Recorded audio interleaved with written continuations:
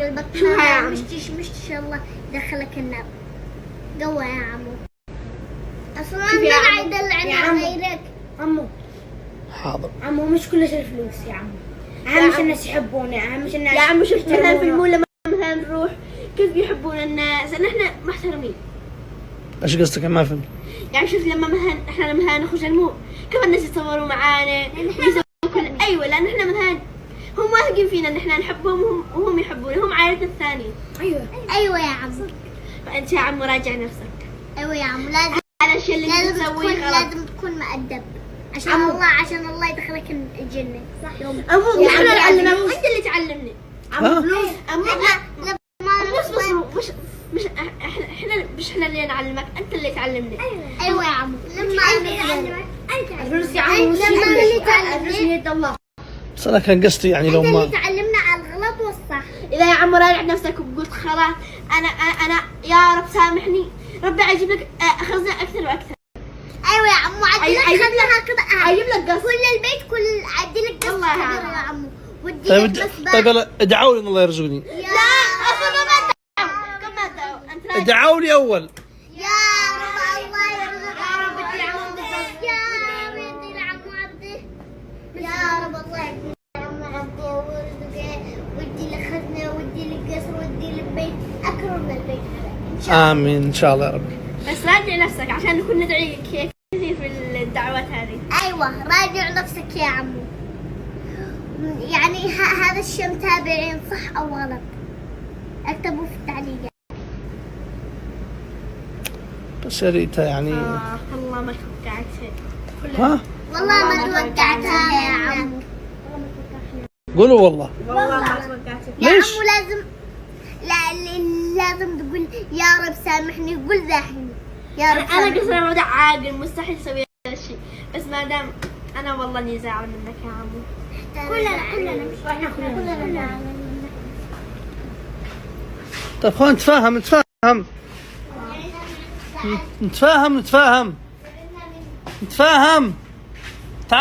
تعالوا تعالوا. طيب تعالوا خلونا نتفاهم. ما بش تفاهم. نتفاهم. قد احنا تفاهمنا معك بس انت ما ردت على هذا الشيء. خلينا نتفاهم يا بنات. طيب خلونا نتفاهم. تمام. انا ليش قلت اسوي هذا الفكرة هذه؟ هذا الفكر يا عمو غلط سيئة. خلاص خلوا عماد لي يتكلم ممكن. طب خلاص تكلم. تكلمنا. لا تقاطعوا. تكلم. انا قلت هذا الفكرة يعني ايوه. لانه انا شفت المشاهير ما شاء الله اللي هم يعني يصوروا. الرزق من عند الله. قلنا الرزق من عند الله. ايوه الرزق من عند الله. والنعم بالله. اخر مرة واول واخر. طيب. ايوه معايا كلام يا عمو مهم وهذا الكلام يعجبك. مش انت قلت عاد تصور يعني زوجتك بشعرها وما ادري ايش. انت وقفت جنى وهي يا عمو عادي صغيرة. ايش؟ وقفت جنى وهي عادي صغيرة. صح وقفتها صح. وقفتها صح ولبست الحجاب. صح وذاحين انت مثلا وقفت جنى وعمرها يا عمو 12 سنة. صح. وذاحين تجي مثلا زوجتك اللي قد عمرها 18 سنة مدري 20 سنة وتجي تخرج بشعرها. ليش ما تخلي جنى تخرج بشعرها ومدري ايش ومدري لا ما جنى عادي، جنى عمرها 12 سنة عادي تخرج بالحجاب. جنى احبها. وزوجتك ايش تكرهها؟ لا احبها. يا ريت انت سؤالك يعني سؤالك انت محرج يا ريت. دحين يا عمو عبد الخالق دحين انت تكره جنى. لا ما اكرهها. لا لان ما رضيت تخرجها بشعرك. وليش ما رضيت تخرجها بشعرك؟ صح كذا ما ينفعش والله. جنى عمرها 12 سنة ولبستها الحجاب وهذا اللي تمشي مريال ديرو ومدري ايش. طيب افهموا على انا ايش قصدي؟ ارتست مدري ايش تستاهل كل شيء. طيب اسمعوني انا ليش قلت هكذا؟ ليش؟ قلت لانه شفت المشاهير ما شاء الله يعني كلهم يا الله بيتطوروا ومشاهدات من عند الله. مشاهداتهم عالية وما شاء الله ويتطوروا بسرعة، فأنا قلت نسوي مثلهم. الرزق من عند الله. سمعت هذا الكلمة نقول لك الرزق من عند الله. سمعت هذا الكلمة. خلاص سمعتناها. احنا عنكن خليك تقع ترند.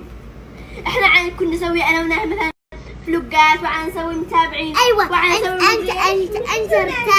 انت ارتاح وجيب التليفون عند ريتا ونسوي فلوق ونقول هاي اكيد هذا يعني احسن حل يا عمو. اكيد يعني والله اكيد يا نهي. اكيد والله انا لا نخليك اعلى واعلى واعلى. وعد يا نهي. وعد يا عمو. انا واثق فيك يا نهي. ايوه يا عمو وثق فيني. واثق فيك انت بس. ان شاء الله والله يا عمو نسوي. ها؟ انا قلت الكلام هذا عيدوا كله عيدوا وبالاخر نهي. لا لا لا. عيدوا يا عمو هو واثق في. انا بصراحة راجعت نفسي وفكرت